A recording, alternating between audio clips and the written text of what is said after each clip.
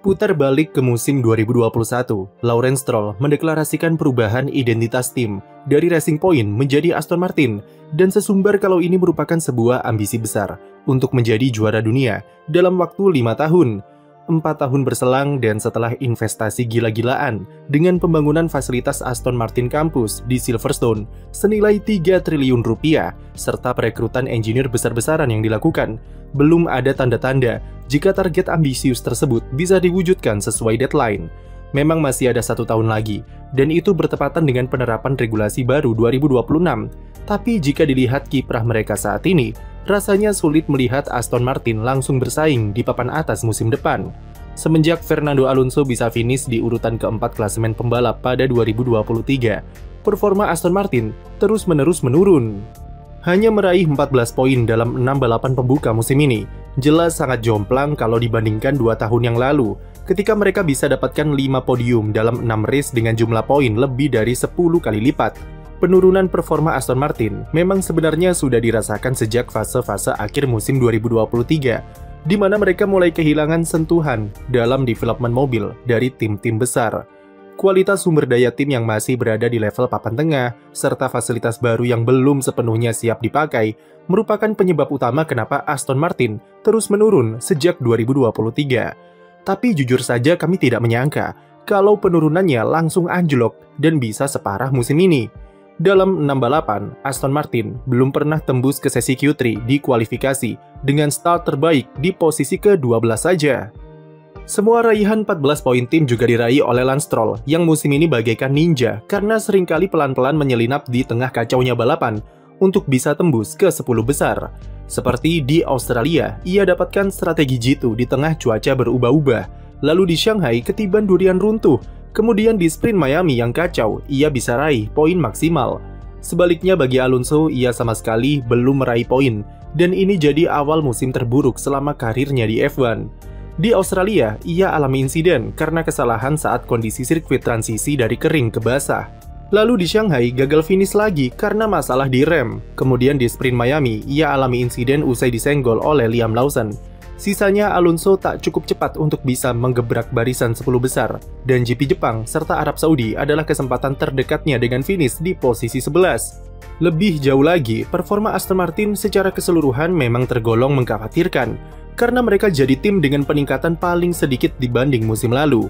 AMR 25 secara rata-rata hanya 0,2 detik lebih cepat dari mobil pendahulunya, dan terpaut jauh dari Red Bull yang berada 1 tingkat di atasnya.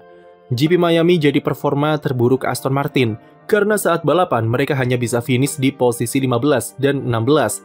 Hanya lebih baik dari mereka yang gagal selesaikan balapan atau menghuni barisan juru kunci.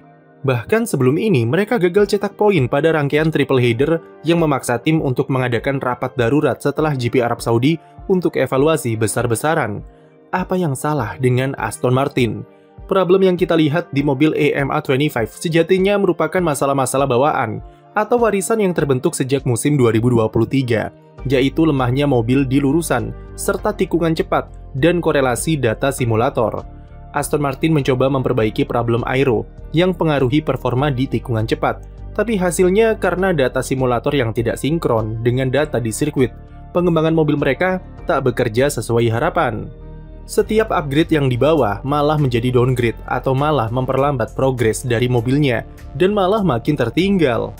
Belum ditambah dengan FIA yang terapkan aturan flexi-wing yang menyasar Aston Martin untuk mengubah struktur sayap depannya, disinyalir juga jadi faktor penurunan performa mereka saat itu. Masalah di 2023 kemudian berpengaruh pada mobil di tahun berikutnya, di mana Aston Martin mencoba memperbaiki kelemahan mereka dan fokus ke performa di lurusan serta tikungan cepat.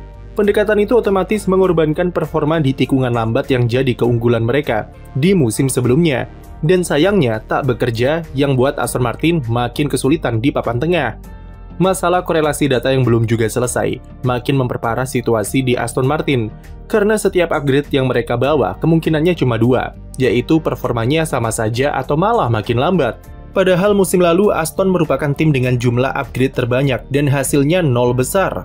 Kecepatan mereka tidak membaik, bahkan di akhir musim mereka sempat jadi tim 3 terbawa tercepat secara performa. Tak jarang pula karena bingung, tim memilih kembali memakai komponen lama dan sampai campur adukkan komponen lama dengan baru sebagai eksperimen. Sejak awal musim, Aston sejatinya juga sudah bingung, karena memiliki dua konsep floor yang berbeda, dan sialnya, dua-duanya sama-sama tak bekerja. Itulah alasan kenapa Aston Martin kami beri nilai E dalam rapor 2024, karena ketidakmampuan mereka dalam identifikasi dan penyelesaian masalah sepanjang musim yang buruk. Tren negatif tersebut sayangnya kembali berlanjut ke musim 2025. Dan apa yang diharapkan dari tim yang sampai sekarang belum bisa sempurnakan korelasi data simulator mereka? Pengembangan EMA25 sendiri sejatinya kembali seperti mobil 2023, yaitu memprioritaskan performa di tikungan lambat dengan perombakan di bagian depan untuk atasi understeer serta tingkatkan sensitivitas gripnya. Namun hasilnya malah bertolak belakang karena tikungan lambat menjadi salah satu kelemahan terbesar EMA25 dan mereka tak punya downforce yang cukup besar untuk bersaing di tikungan cepat.